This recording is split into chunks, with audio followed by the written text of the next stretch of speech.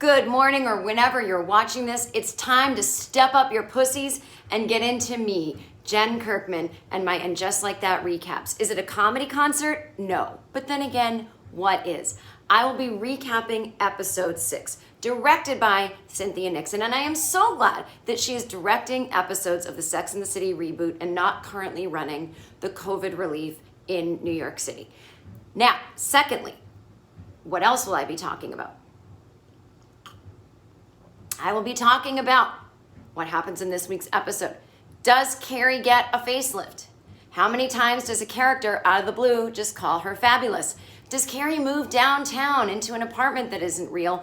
Or does she stay in her old place that for some reason she acts like she can't renovate with all of her money?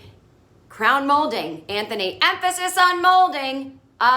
You can renovate it. You know how I know you can? Because you fucking did in the original series. Well, actually, Aiden did while you were having sex with Big. Listen, that's not a judgment. That was my favorite episodes of all time.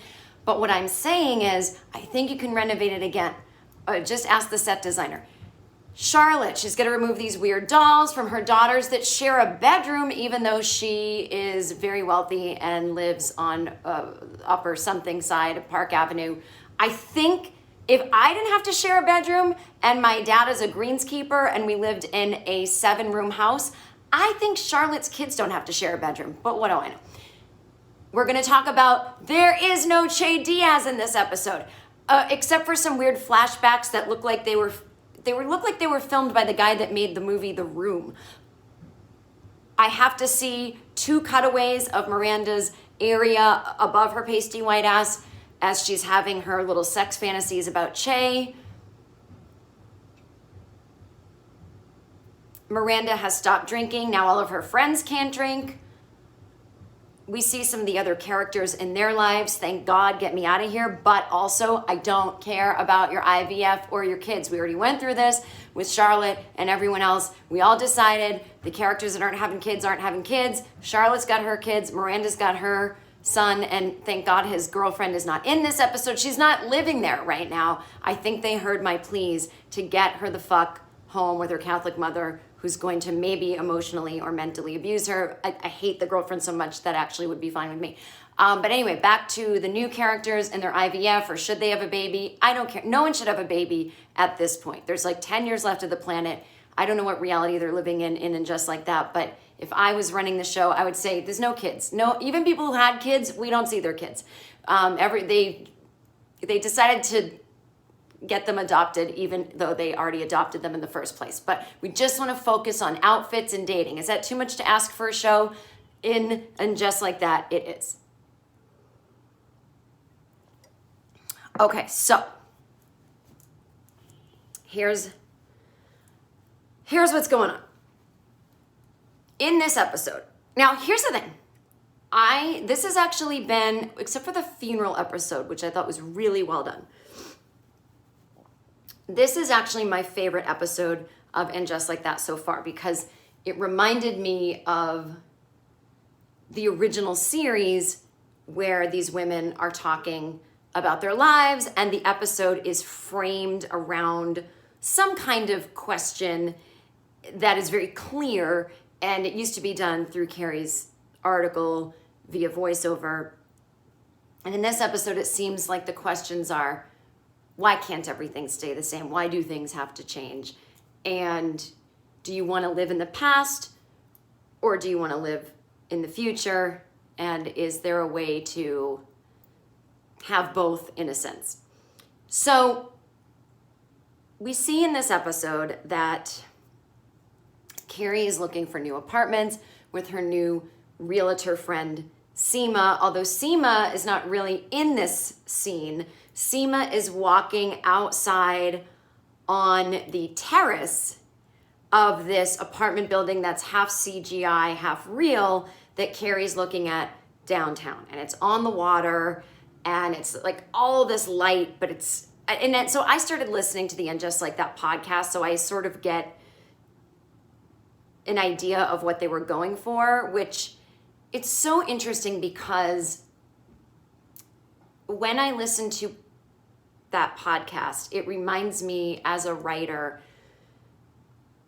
how there are so many things that you strive for, so many ideas that you want to put into a script, so many things that you want to make obvious without making them, pandering or spoon-fed.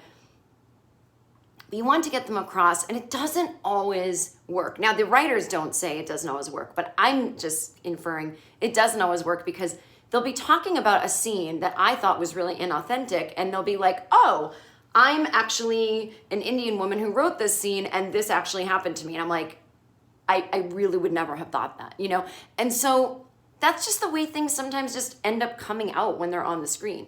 Or it'll be like, oh, I was going for this metaphor of light, and I'm thinking, oh, I thought it was just bad lighting, and people were getting washed out because, actors want to look better. And when you put tons of light on yourself, it washes out all the problems, such as I'm doing with this ring light. So I'm sympathetic, because I listened to the writers talk about the show, and one of them said that she had to unfollow all these people on social media because, they make fun of the show. And I was like, oh God, I hope one of them wasn't me. And I write on shows, and I know people don't like tons of the stuff I've written on, and that's fine. We all have our own tastes. For some reason, I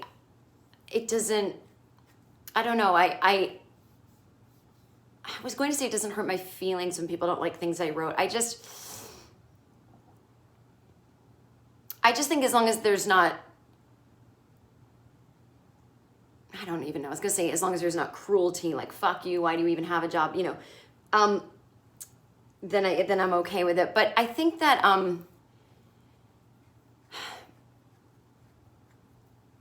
I want this to be snarky, because when you truly love something and root for it, I think for me, that's where this comes from. If you really hate something, it's not fun to watch someone ranting about it. I mean, you might enjoy watching it, but like for me, I can't, there's just things I just didn't think ended up, I don't know. I'm just saying, like, this is very specific for me. I can't just say mean things about shit all the time. It's not fun for me, and it's not really my style. But this show, I just, it's because everyone's fine that works on it. Everyone's quite wealthy, and they've had great careers, and like not taking anyone down. I don't have that kind of power anyway, I know my place in this is I have a small Patreon following. You know what I mean? It's like, who knows what I'd be doing if more people were watching, and I just don't want to hurt anybody or anything like that. But listening to the podcast, you kind of go, and now I know people who listen to it and they're like, Michael Patrick King is such a blowhard, and I know him and he's an asshole. And I get there's a million even opinions on the podcast. And they're like a little self-serious and like, what we were trying to do here. But I'm sorry, like, people are writers. I am like that too. I get really into like, and then this scene means this, and then that. I don't know. It's like, I'm not being very articulate, I realize. So what I learned from listening to the Writer's Room podcast is that there were very clear metaphors they were trying to go for in this episode with light, that there's harsh light that's just too much, which is represented in Carrie's apartment that she's looking at. And then there's going into the light, which is, going into your, walking into your purpose or brighter days or whatever. And so that was sort of the beginning and end of this episode. And then in the episode, which is called Diwali, it's about a traditional Indian holiday, and Sema, we meet her parents who are Indian, and she brings Carrie to the Diwali celebration. And all of that was authentic, and it was like something that happened to one of the writers. And so I can't, talk about it from that angle of like what I thought was authentic or not. So, but I'll just be talking about what I liked about those scenes and didn't like or thought was weird. And then we see more of Charlotte dealing with her daughter Rose, going from Rose to Rock. She's got these culturally offensive dolls that she has in their bedroom, in the bedroom that Rose and Rock share. We see at a picnic Miranda telling Charlotte that she had sex, or as she calls it, just a finger, from Che in Carrie's kitchen. Charlotte is horrified. And then we see Carrie finally deciding to stay in her original Carrie apartment. We also see Anthony, Stanford's husband, soon to be ex-husband, calling Carrie and saying, you know, Stanny and I had plans to go see a plastic surgeon together to talk about maybe getting facelifts, or I was gonna go and he was gonna go with me to talk me down and make sure I didn't get something looking crazy. I want you to go with me, Charlotte. Now Charlotte and Anthony are the best friends. Carrie's gay best friend was Stanford. Charlotte's gay best friend is Anthony. So now it's like Carrie and Anthony are hanging out all the time. I guess he's supposed to take the place of Stanford, but it is kind of weird that like Carrie just stole like Charlotte's best friend, but Anthony's like, Charlotte's busy with stuff, so with their kids. So Carrie goes with Anthony to the plastic surgeon, and it turns out the plastic surgeon is like, Anthony, you look great. You don't need any work done. Carrie, I could take 15 years off your face. And she's going to decide in this episode, do I do it? Do I not? Then the women have a whole discussion at their picnic lunch about, you know, the pressure women feel in society to not age. And then when they try to do little refreshers to look good, they're criticized. And then we see Carrie going into her storage unit with Charlotte to get some personal items to take to her new way too much light apartment. Then she sells that apartment, moves back into the Carrie apartment, and does some things that show us she's ready to move on but keep Big with her. And then we see Miranda's professor friend, I always forget her name, and her husband out with their friends who are pressuring them to have kids. And the professor and her husband, you know, have been having trouble conceiving. She did IVF, that didn't even take.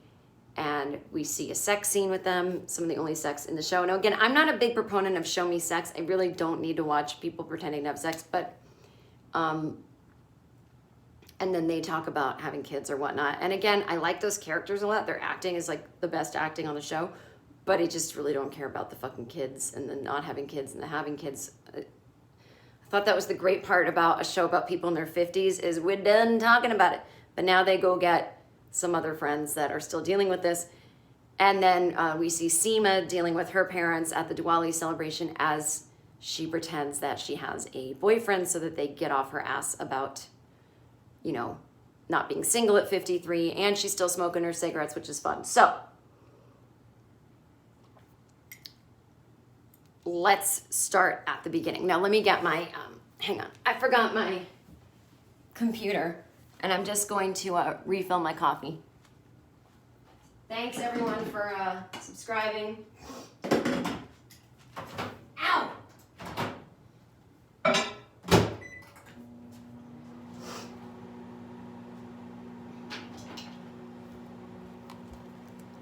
Okay, be right back.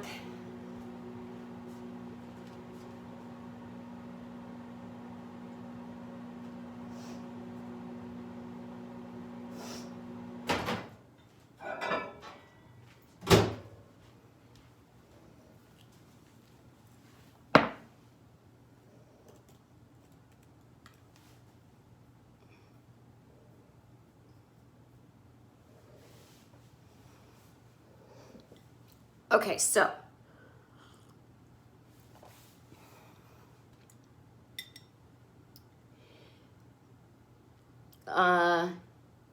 okay, so I actually really liked this episode because it's asking the question of, you know, when we're moving forward, can we live in the future? Can we is living like Carrie loves her original Carrie apartment, you know, the one we've known the whole time.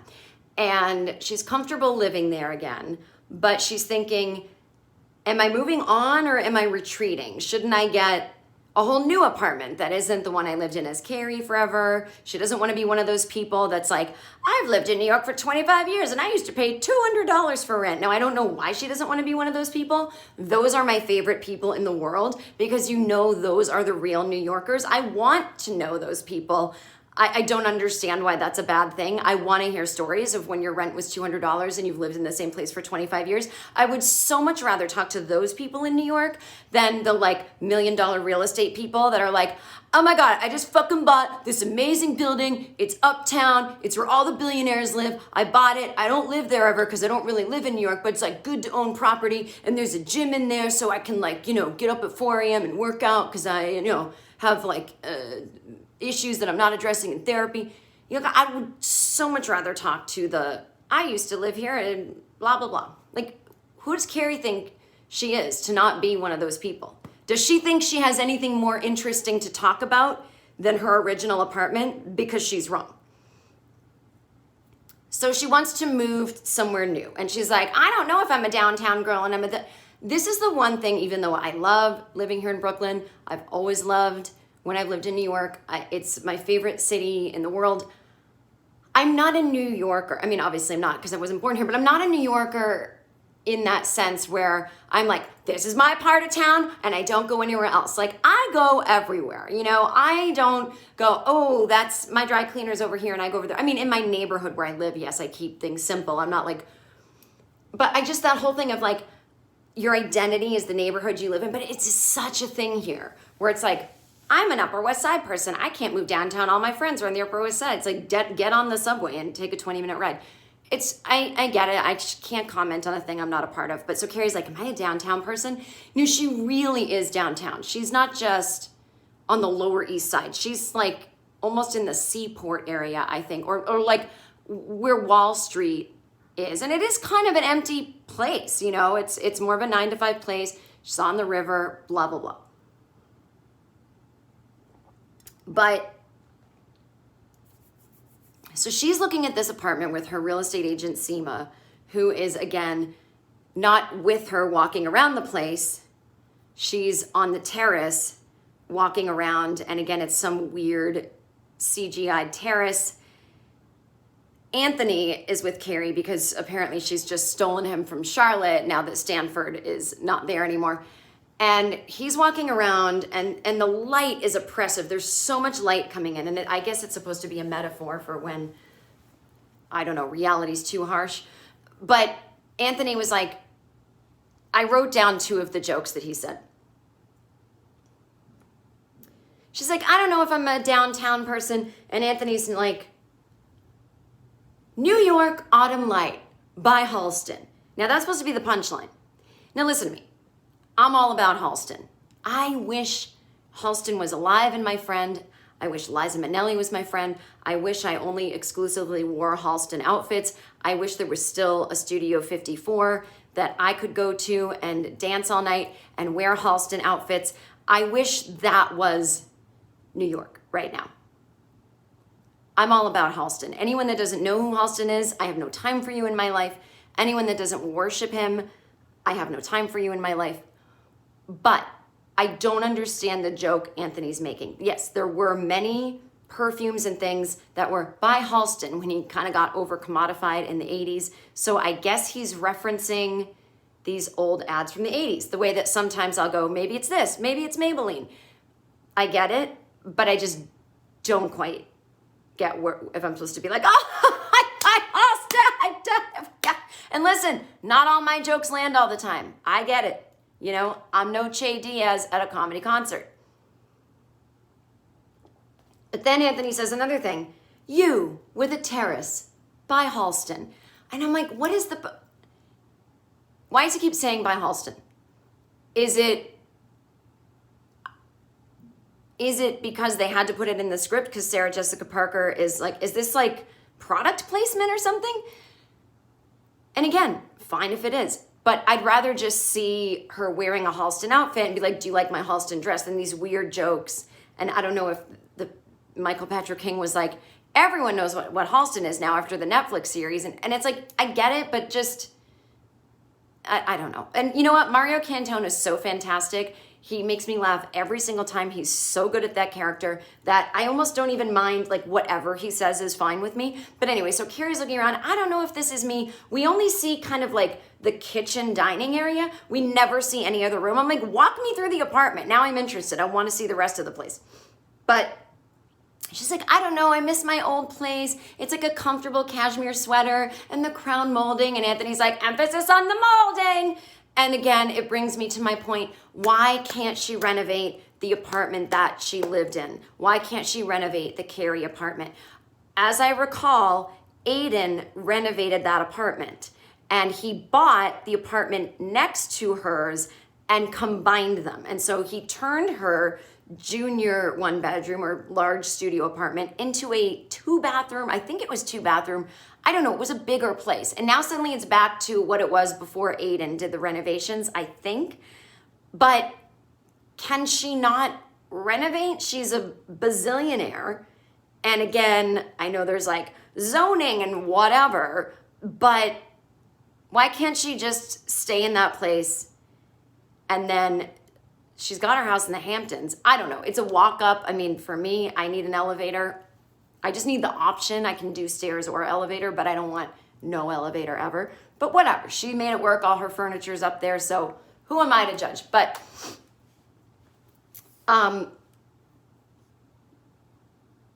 so as she's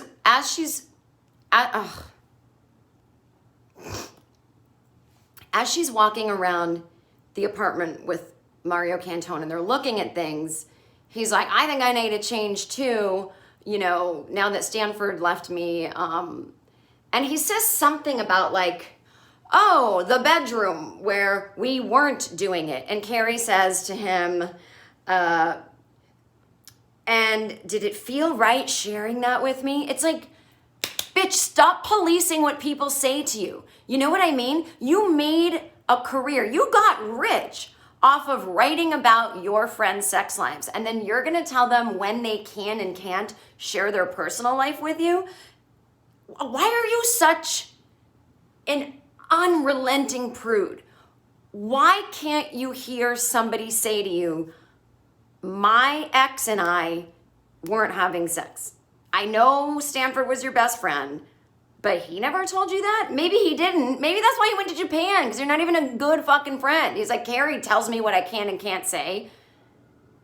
I mean, she's like a censorship board. Every time someone says something, she's like, and did you have to say that? It's like, what are you saying that's of value? What are you ever saying that is interesting, Carrie? So I just think and she's like zero curiosity. She's a writer. She has zero curiosity about the lives of others. You should be absorbing it like a sponge. You should just be asking people questions all the time about themselves and just, you know, putting it in your head and letting it spill out into characters that you write. Or she's the most incurious person I've ever seen in my life.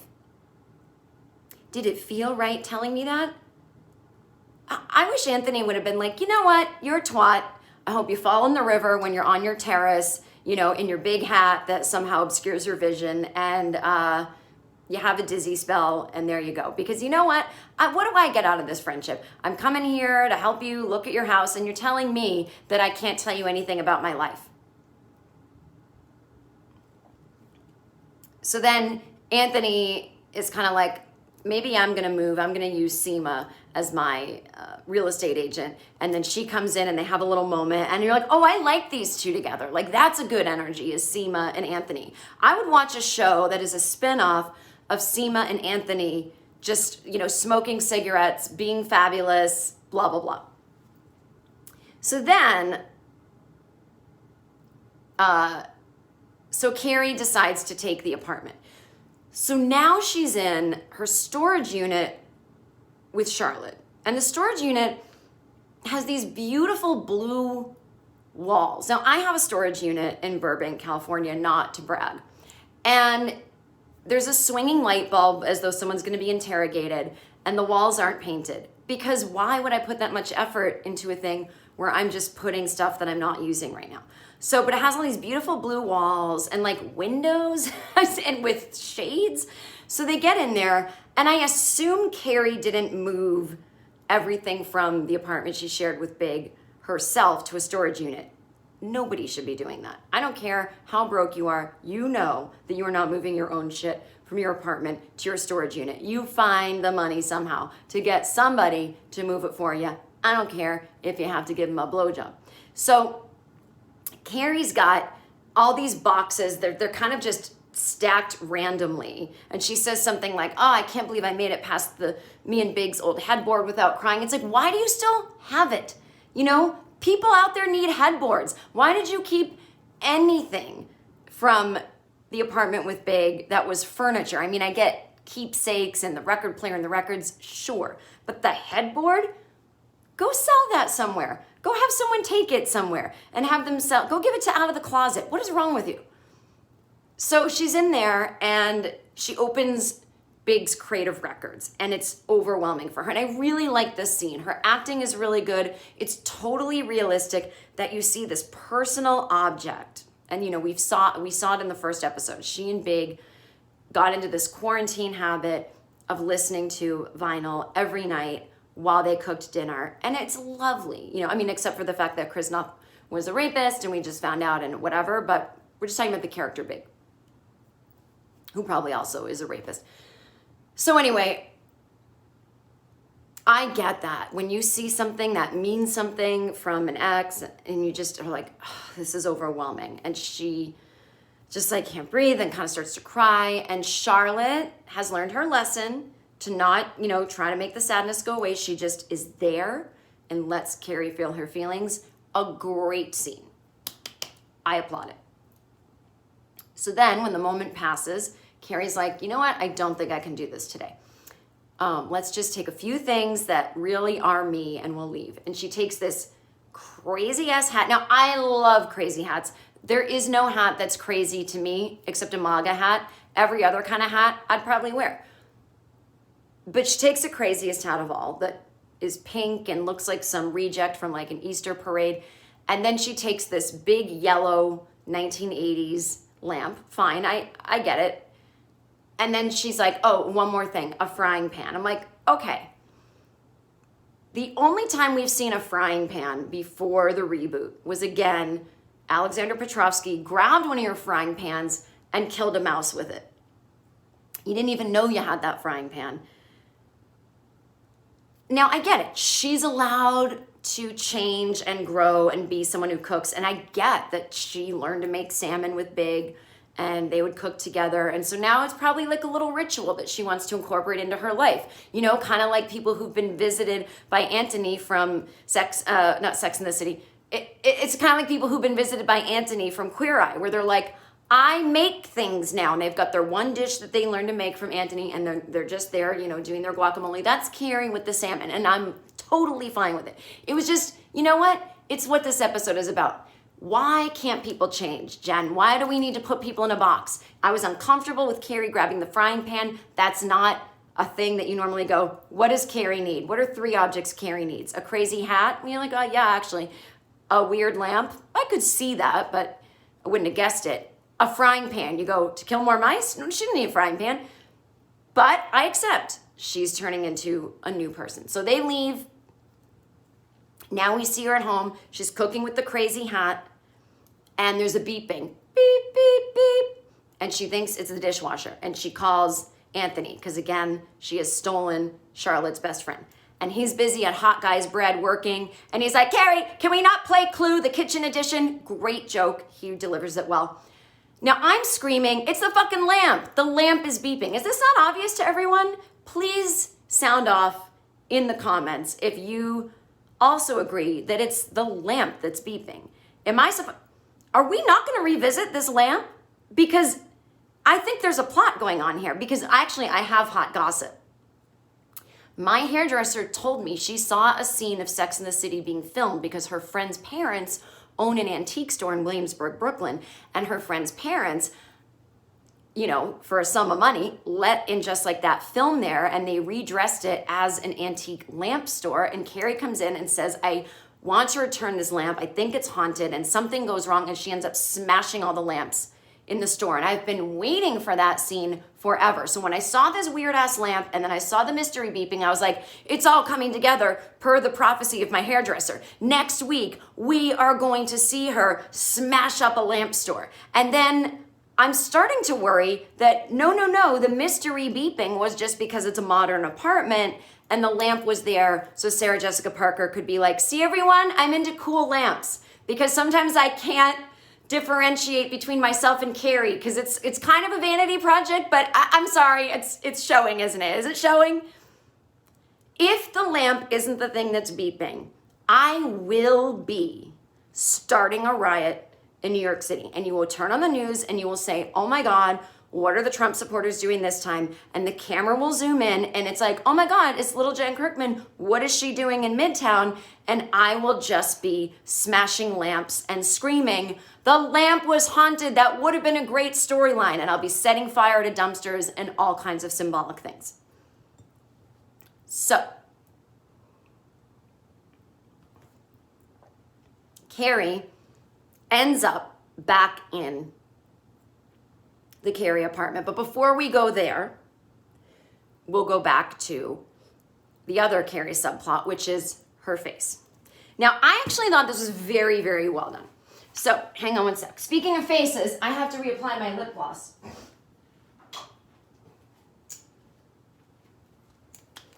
I thought this was pretty well done.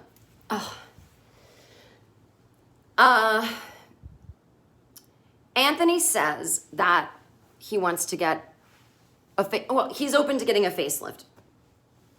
And Stanford was always going to go with him to prevent him from, doing too much to his face. And then Anthony makes this weird joke, and it's very clunky-dunky. But again, Mario Cantone, he pulls it off, and he's like, because, I don't want to end up, as Aerosmith says, one of those dudes who looks like a lady. And it's like, okay, rewrite. The song is, dude looks like a lady. It's not one of those dudes who looks like a lady. It's too many words, right? I want to still be a dude, not dude looks like a lady. That's all you have to say. And if people get that it was an Aerosmith reference, an Aerosmith song, great. If they don't, then it means, they're under 40. God bless them too. Or he could just be like, because I still want to look like Anthony. I don't want to look like my Aunt Antonia, who has more facial hair than me, just saying. You know what I mean? Just something like that. Again, you don't want to look like a woman. So, they go to the plastic surgeon's office and they're both sitting in the room and he comes in and he looks at Carrie and he goes, so, what are we doing today? And she's like, oh no, I'm not here for me. I'm here for my friend.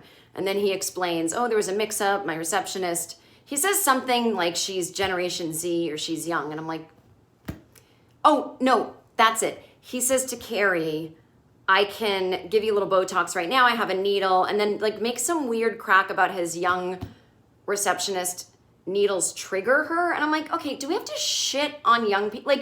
There's plenty of reasons to shit on young people. There's plenty of reasons to shit on people my age. There's plenty of reasons to shit on older people.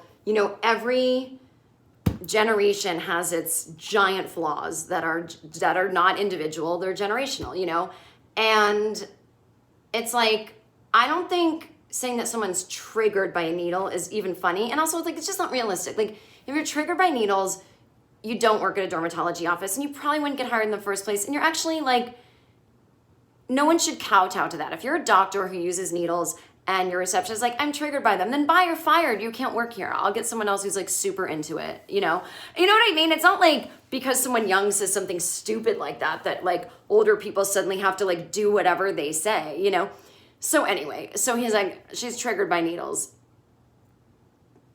And so he says to Carrie, oh, well, he says to Anthony, you're hot. You don't need to do anything to your face.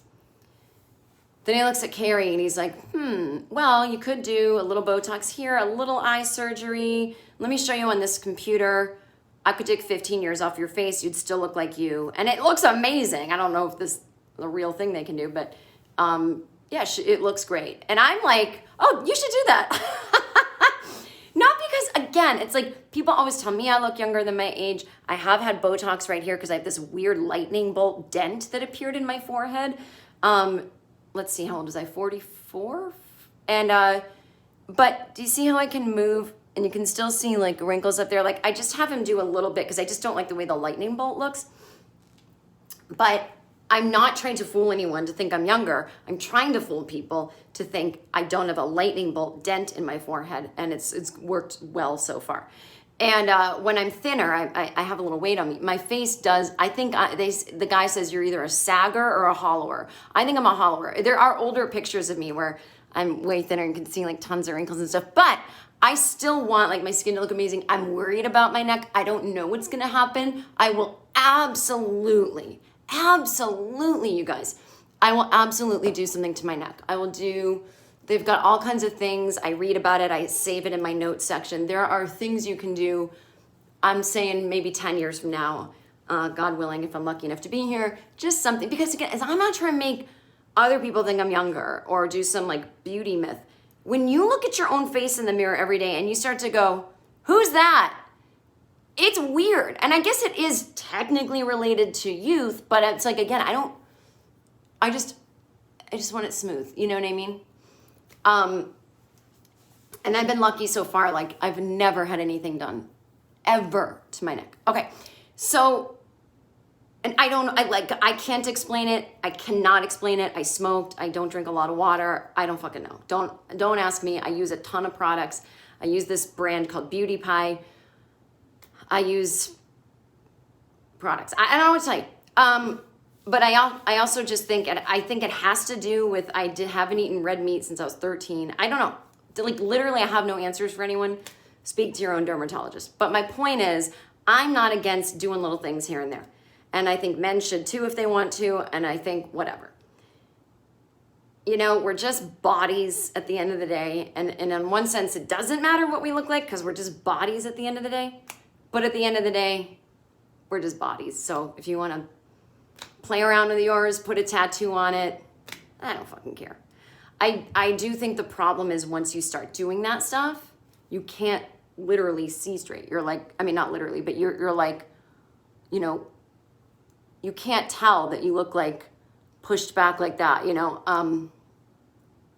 It's hard to have an objective view of your face. So anyway, whatever. I was fine with whatever Carrie wants to do. And I just was like, I'm here for the ride of this interesting conversation, I guess. So she's kind of questioning it and she brings it to the girls. So now we're at the picnic scene. So Carrie, Charlotte, and Miranda, right? Wait, why do I feel like I said that wrong? Smith? Yeah, it wasn't Smith. Yeah, Carrie, Charlotte, Miranda are having a picnic. And they're all hanging out. I love Carrie's outfit. It's like a suit. She had it on in the previous scene. Doesn't matter. Carrie, Miranda, Charlotte, sitting around having a picnic and talking about what's going on in their lives. So right here, I'm going, this is the show. This is the show that I missed. Let's see what's going to happen in this scene. So Carrie tells them that she met this plastic surgeon, dermatologist, who said he could take 15 years off her face. And Miranda's like, I could kill this doctor. You felt really great about the way you looked, and now you're questioning it. And Carrie says, I felt great about how I looked. And Miranda's like, well, not great. I mean, who does? And she's like, look at this. And, you know, making fun of her neck. And it was a great conversation. And Charlotte's like, well, I don't think anything's wrong with doing a little refresher. And other women shouldn't make other women feel bad. And Miranda's like, am I making you feel bad? And it was a real conversation. It was great. Here for it. And I feel like it was a little nod to kind of the media about how they're treating the girls, about how they've aged or not aged. Perfect. So then, Miranda says, thanks guys for not drinking. She's pouring non-alcoholic wine at the picnic. And they're like, no, it's great that you quit because as we saw in the previous episode, Miranda ordered the book Quit Like a Woman. She ordered it while she was drunk, so she didn't even know she'd ordered it. She thought Charlotte had ordered it. She was all offended. And at one point, Miranda said, look, if I ever think my drinking is a problem, I know myself, I will just quit. And so by the end of the episode, she realizes her drinking is a problem. We see her pour bottles of booze down the drain. Great, she quit. Now, my only problem with this is that episode 5, the timeline is 3 months ago. So I feel like, again, she doesn't have the disease of alcoholism. She's just someone who was going through a rough patch and was using drinking to cope, and now she doesn't, that's fine.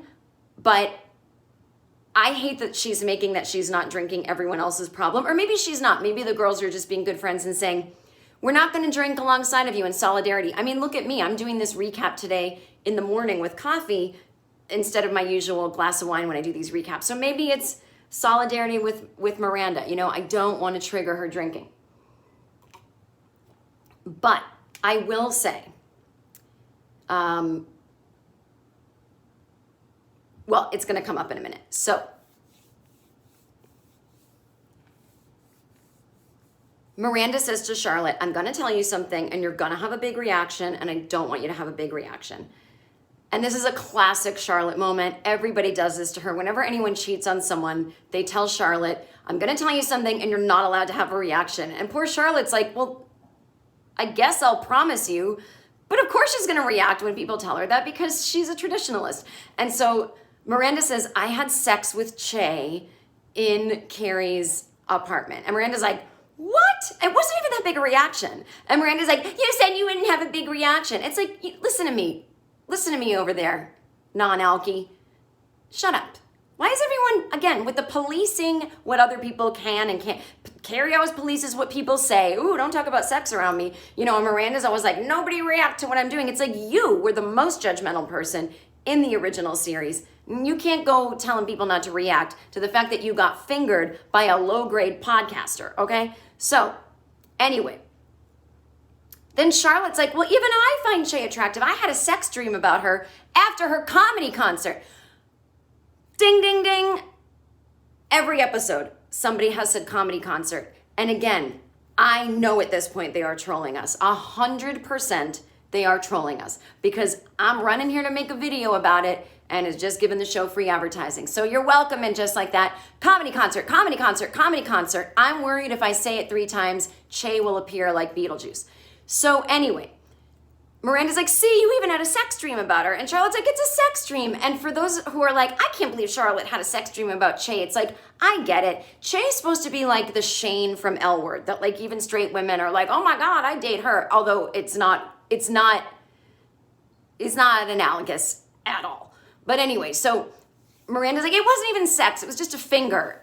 But the thing that bothers me about this episode is that Miranda keeps re-fantasizing about the cheating with Che. It's very similar to when Carrie was cheating with Big while she was with Aiden. And she would be walking around having the best day, and then she'd have a guilt flashback. And you'd see this like quick pop of her and Big in bed together. And then she'd go, like get it out of my head. Now with Miranda, she was thinking about the Che sex as she was masturbating in her bed with a very loud vibrator while her son Brady's on the other side of the door. I know it was played for comedy. I had to look away. It was too upsetting. So they keep showing those flashbacks, which again, gauzy, weird. There's like bizarre porn music under it. Literally don't know if it's supposed to be funny. They keep flashing to the moment with Miranda's pasty white area above her ass. Talk about a trigger moment where I need that button from Che's podcast. Trigger moment. Like I'm just like, you got to give me a warning before I see that. So Charlotte's like, this is an affair. And Miranda's like, I don't know what it is. Now again, it's been 3 months since the fingering happened and she and Che have not hooked up or talked. So at this point, it's kind of sad. It's like, what it was a one-time hookup, sweetie. And Steve is clearly not in this episode. Now, stuff like that, you just go, oh, clearly the actor has another job. I don't think, the writers are so ridiculous that they wouldn't think to have a Steve scene. But can't Charlotte say, did you tell Steve? And Miranda's like, every time I try to, I feel like a hypocrite, or every time I try to, I think he doesn't need to know because I know we're going to work it out.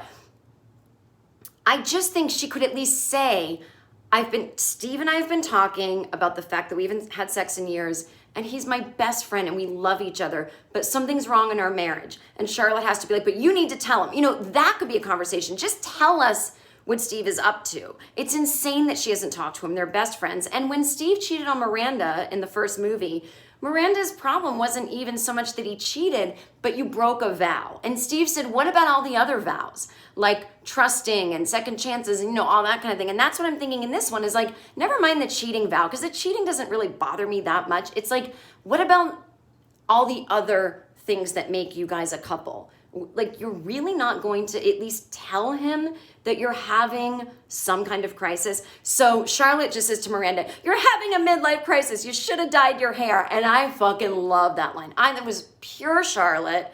And also, I kind of agree. I don't like Miranda's hair. And I don't mind when people go naturally gray. But it's just one of those things where it's not natural gray hair. Like, that is made to look gray, but it's kind of done up with like some white shimmery, which is totally fine. But I think Miranda should go more punk rock, like white hair. I think that would look really cool, like a platinum look, whatever. But the point is, Miranda tries to get up and walk away, and Carrie takes her back and says, we can't lose another friend here, And Charlotte's like, well, I think that you getting fingered is a big deal. And then Carrie turns to Charlotte and goes, this isn't a big deal. Big dying, that's a big deal. And it's like, bitch, it's a big deal that your friend has an alcohol problem, cheated with your boss, we'll get to that in a minute, and is in a marriage she's not happy with. That's 3 things that on their own are the same as a death. And I think Miranda wins this one. Like, she has trumped your big die. And it's like, why are you comparing tragedies here, you little twat? And also, there is a funny line that Carrie says when Miranda's like, it was just a finger. Carrie goes, God, I wish this were real wine. That's the moment where you say to Miranda, listen, bitch, my husband died. I'll be drinking real wine. You handle your own alcohol problem, but my husband died. So I'll be drinking in the day in a park. Thank you until I feel better. And again, Cynthia Nixon directed this episode, so she directed this scene that she was in, and I thought it was great. She seems to have a knack for directing. I'd say explore that. Stop running for governor. You don't know how to run the state of New York. And to people in my comments where I was like, oh, you like Cuomo?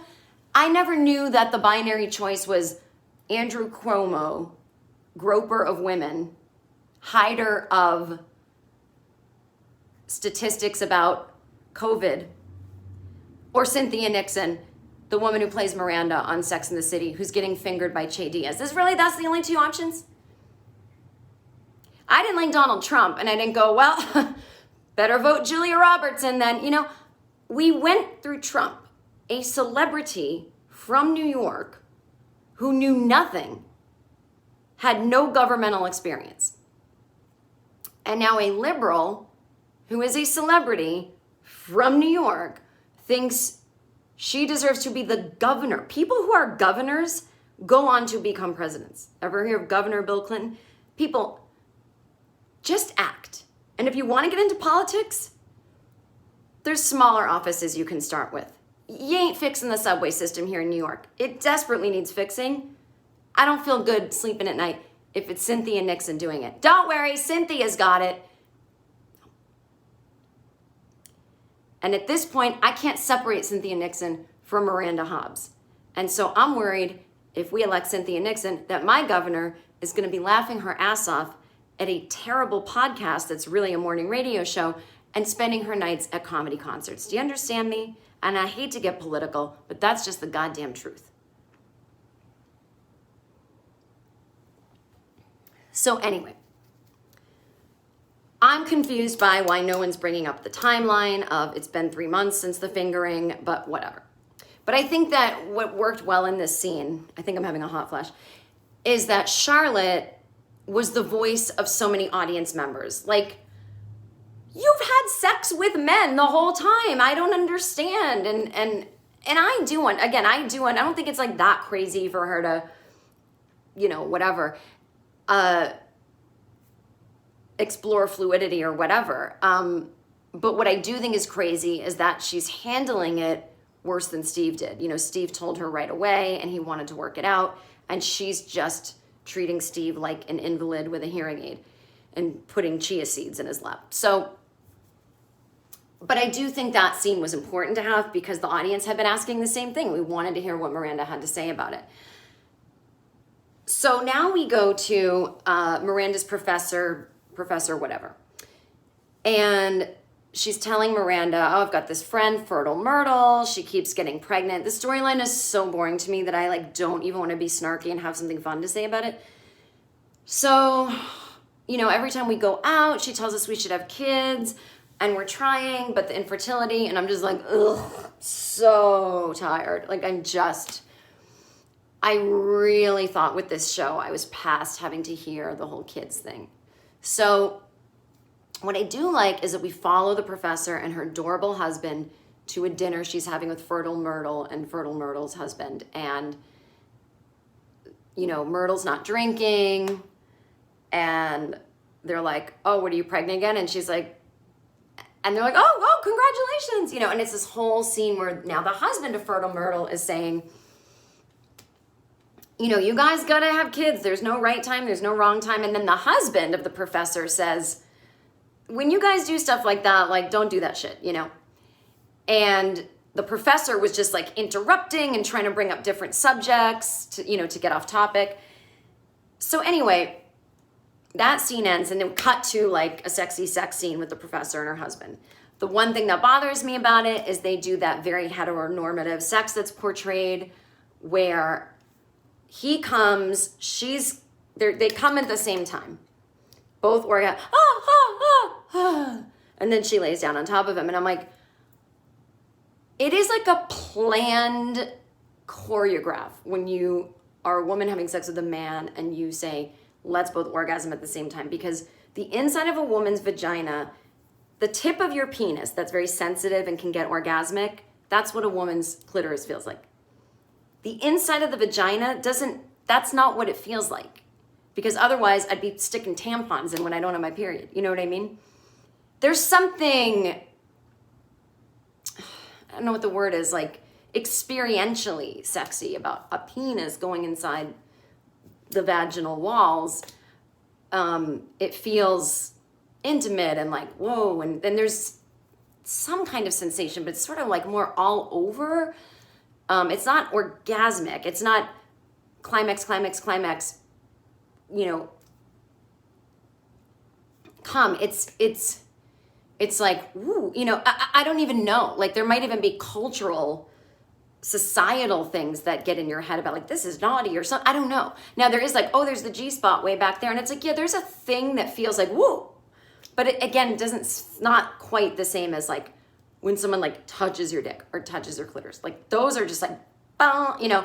And so I'm just always very frustrated when they show set on a show that is supposed to be, if not getting all the other ways to be progressive and woke correct, it's always been a sexually progressive show. And yes, if he's like rubbing her clit, I'm sorry, this is so like graphic, but if he's like rubbing her clit while he's penis fucking her, then yeah, you could come at the same time. But that's like, you gotta concentrate on that. Like he's gonna be coming while like still doing his thing, and she's gonna be like not worried so much about what he's doing and like focusing on her own orgasm. It's like, again, it's like you kind of discuss it. So I just hate this like inside walls of my vagina that don't have you know, sensors in the same way that tips of penises and clits do. I came. It's just like, or it could be like she got off first and then now it's this, and it does feel good and you do kind of like, whatever. It just bothers me. That's all I'm saying. That's all I'm gonna say. So it's either like don't show it, or you know, he comes in her and then says like, now your turn, and she's like, honestly, I got the baby on the mind, like I'm good for now or whatever, you know, like if that didn't make a baby, I don't know what did, you know, just some recognition that we are showing this porno factually incorrect way that women orgasm, and then it has all to do with when the man comes and his penis starts to deflate, you know, deflate, that's not the word, but it really bothers me. Okay, so, but then she says to him, you know,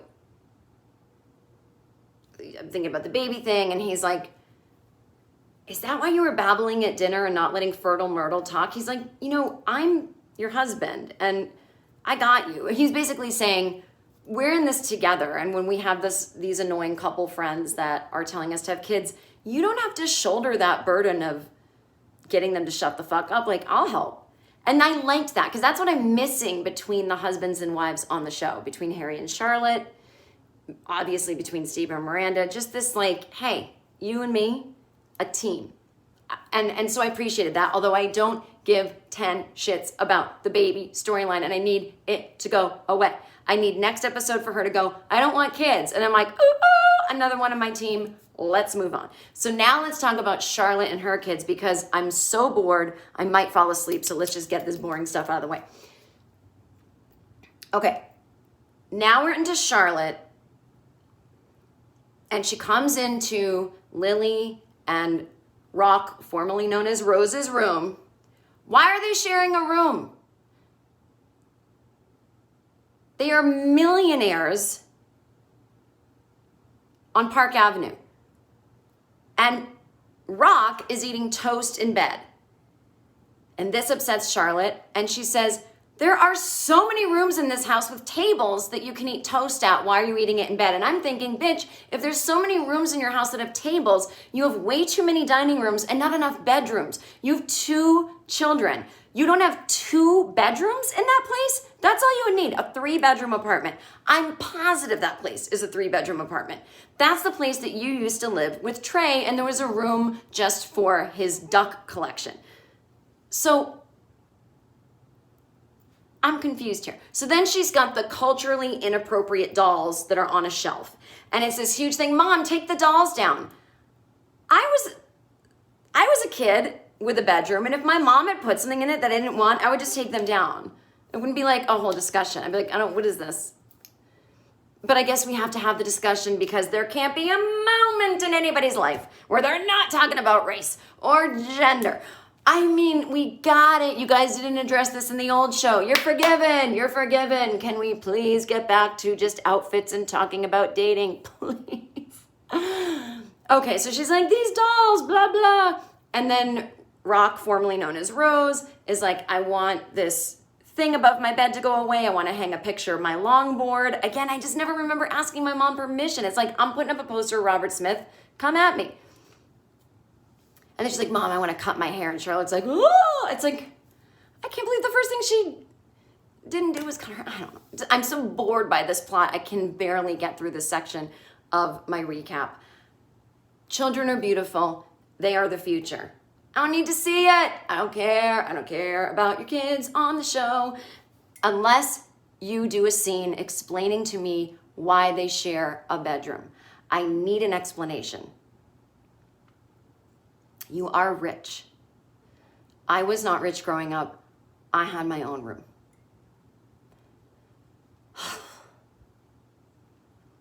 So then, we get to Sema and Carrie.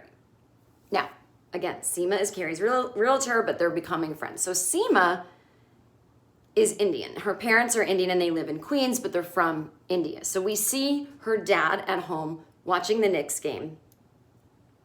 And again, I got this from the And Just Like That podcast. So the woman who wrote this episode has Indian parents. And she's like, I wanted to just show, it's like, this is an American guy who originally is from India. He's not sitting there, watching Bollywood films and, in some traditional garb. He's just like a dude from Queens, And so I appreciated that. So he's like, he's got his accent, but he's watching the Knicks. He's talking to Sema on the phone. I'll see you here for the Diwali celebration. And she's smoking. And he's like, are you smoking? And she's like, no, I don't smoke. I thought that was a super cute scene. I just loved it. So she's in this sari shop in Soho.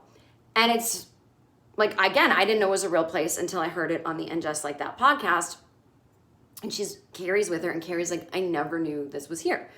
I'm a little bit like, really? You didn't? Because you're a fashion person and, you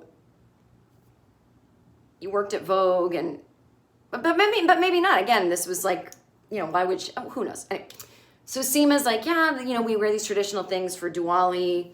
Do you want to come with me? And Carrie's like, I'd love to. And then Sema's like, pick out a gown or whatever. And Carrie's like, am I allowed to? And Sema's like, I'm giving you permission to wear the traditional thing at my family's house.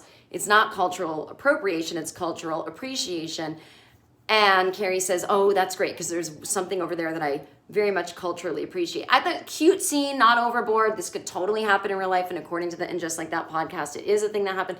Well, once they get to the Diwali celebration, thank God we're not like, you know, dealing with this, like, I've never been around Indian people, you know, the way that Charlotte and Miranda are suddenly around Black people. So it just becomes a scene about parents and daughters and how you're in your 50s and you still feel like a kid around your parents. And Sema's parents are like, Carrie, tell us about Sema's boyfriend. You know, we've never met him. And Carrie's like, obviously Carrie figures out that Sema's been lying to them and saying she's got this boyfriend. So Sema comes over and joins them, and Carrie's like, I was just talking about your boyfriend with your parents. And she's like, Carrie basically says to the parents, she can do better than this guy, which I think is a really fun way of her saying to Sema, you can do better than lying to your parents about, you know, this partner. And so, you know, Sema says to Carrie in the car on the way home, I told them he was white so they wouldn't be devastated when we inevitably broke up. And it's like a cute scene. And Sema gives her this friendship bracelet that, again, I heard on the podcast that that's a real thing that happened to someone. So I can't critique it, even though it did seem like really weird and sudden and intimate. But, you know, sometimes life is like that. Sometimes life is like, you can't make that up, or, you know, this seems like a cheesy moment. So there you go. So now, Carrie is back in her Carrie apartment, and she's looking at herself in the mirror, and she's looking at her face, which does look like a 55-year-old's face, and so some lines, she's aged a little, and she takes her Carrie necklace and puts it on. And this is the first time she's worn it in the reboot, and I'm so happy. That Carrie necklace is so meaningful, right? And it always comes around when it's time for her to be who she really is. She lost the necklace when she was in Paris with Alexander Petrovsky, and then she found it at the moment that she was going to break up with him and be like, this isn't me. So now post-big, she puts it on, looks at herself in the mirror, and in this very artful, cool TV-making way, you know, she's not going to get a facelift because she doesn't want to erase the last 15 years of her life.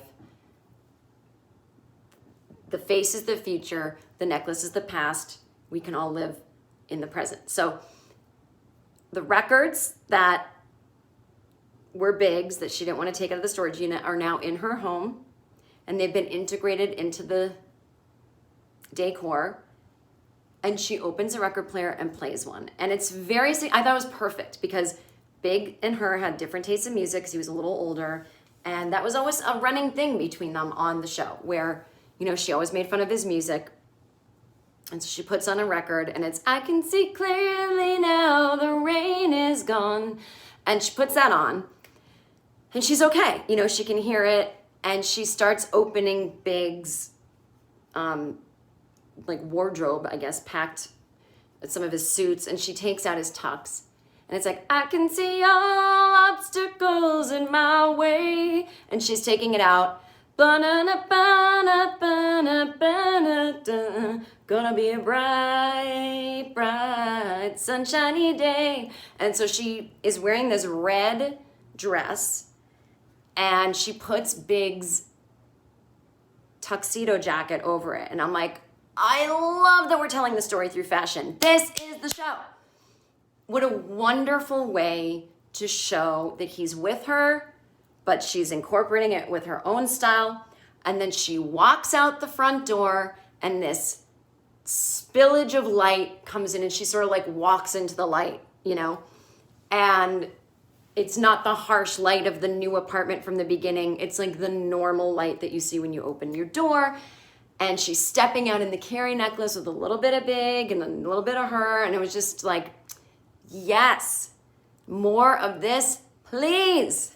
Lovely, well done. Really liked that part. And I'm a sucker for somebody puts on a record so that in real life we know one character is actually hearing the song, and then that song carries us through a little montage of what everyone else is doing. Total sucker for that. So then we see Charlotte nodding in approval as Rock puts up a poster of her longboard, and the dolls are now gone, and then Rock and Charlotte share a smile, and you're like, oh, Charlotte's accepting that, you know, It's not exactly how she thought things would go, but this is great. You know, I love this kid. Then we see Miranda on her phone, and she's, looks like on an Instagram DM, and she sends a DM to Che. Now, again, you don't have to be on Instagram yourself to send someone a message. So I was like, okay, that's realistic. And there's no history of them ever messaging. And she's just like, do I do it? Do I not? Do I do it? Do I not? And then she's just like, I think, you know, something innocuous like, hey, I want to get together soon. Hit send. And it's like, ooh, she's going there. Che's going to break her heart. I mean, obviously. So that's how the episode ended. And I enjoyed it. So just some random little moments that I maybe didn't get to. Okay.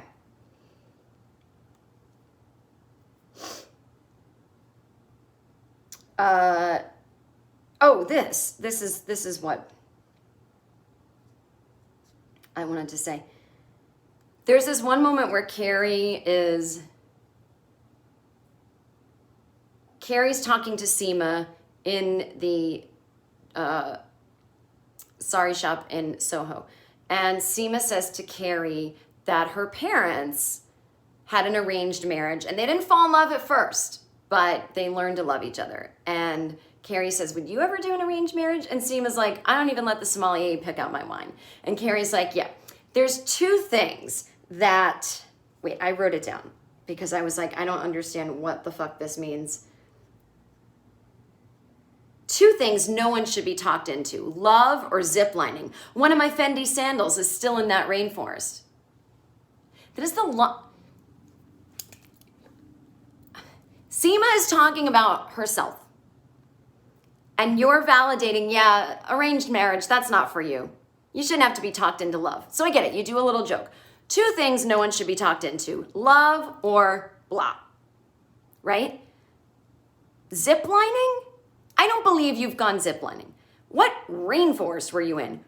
You have never left New York. You went to Paris once for a man. When were you in a rainforest? What rainforest was that? You went around the world somewhere? You're in Brazil? Where were you? Well, excuse me. You think I'm a picture big going to a rainforest? You couldn't get off the fucking couch to go down the street to a restaurant in the second movie. I would just, what? Is that ziplining joke so good that we have to have a completely out of character moment for her? My Fendi sandal is somewhere in the rainforest. Why are you wearing Fendi sandals when you're ziplining in a rainforest? Get over yourself. You wore Birkenstocks and socks at a doctor's appointment last week. That's what you wear ziplining in the rainforest. Or, I don't know, a fucking hiking boot. Get a fashionable wedge. I don't understand that joke. And I mean, I get it. But that would be, if I'm hiring writers for the show and someone writes that joke, I go, oh, they don't understand the show. Throw it in the pile. I want to know what this zip line in the rainforest was that Carrie did. Was it an outreach program she did as a teenager? Because she didn't have Fendi sandals then. It took me completely out of it. I can't stop thinking about it, which is great because all I was thinking about before is how terrible X, Y, and Me, Che's podcast is. So at least it gave me a respite from that. But, and I think the last thing is, I think that's it. I'm sure I missed a lot of things you guys would want to talk about, but oh, this. Che sexually harassed Carrie. I can't believe that 3 months have gone by since Che fingered Miranda in the kitchen. We are now on episode 6. The timeline again is about 3 months have gone by, or 6 weeks, a month and a half. Yeah, 6 weeks because of okay, so 6 weeks have gone by since the last episode. Carrie recovered from the hip thing. She put her heels on. So it's been 6 weeks since Miranda got fingered in the kitchen by Che. Che sexually harassed Carrie. I know you're going, what are you talking about? Carrie was asleep and then peeing in a Snapple bottle in the bed. How is that sexual harassment? Let me break this down for us all. I couldn't believe that in the picnic scene, when Carrie and Miranda are telling Charlotte that Miranda got fingered by, as she calls it, Carrie's boss Che in Carrie's kitchen when they thought Carrie was asleep, that nobody talks about Che's not a good person. Che has buttons that she presses on her dumb podcast that's really, again, as I'll say, a morning zoo radio show, woke moment. If you're so woke and so progressive, why is the one area that you have no progression on, in fact, you are regressing, is sexual harassment? Che Me Too'd Carrie. Just put it in these terms. Your boss comes to your apartment when you're asleep. You didn't give them permission to enter. Your friend did. Okay. You're asleep. Your boss comes in, gets drunk, gets high, and fingers your friend. So, and you can see it in your kitchen. Your boss does that. That's not sexual harassment? That's something. It's something. It's sexual something. It's not cool, especially for someone who's going around correcting everyone else about how they should be and what they should say. And, you don't get it. I'm so progressive and I'm at my comedy concert preaching, not a punchline in sight. You cannot finger your employee's friend in a kitchen. Now, Miranda, she should have known better, but the relationship she and Carrie have as friends, the relationship Che and Carrie have is professional. I'm just saying, picture your boss right now in the kitchen fingering someone. And don't tell me that you wouldn't go to HR with that and that you wouldn't even be secretly a little bit excited about the settlement that you could possibly get from that corporation. Che is a sexual harasser. She's a predator. Che is a Me Too waiting to fucking happen. And if they don't address this, I'm going to keep making videos about it. Well, that's been my recap. I hope you enjoyed. Again, this comes from love. I hope you, I don't know what I hope. Just thanks for being here. I hope you stick around. More to come, obviously. And see you when the other bonuses come out this week and the new episode of No Fun, Season 10, Episode 1. Bye.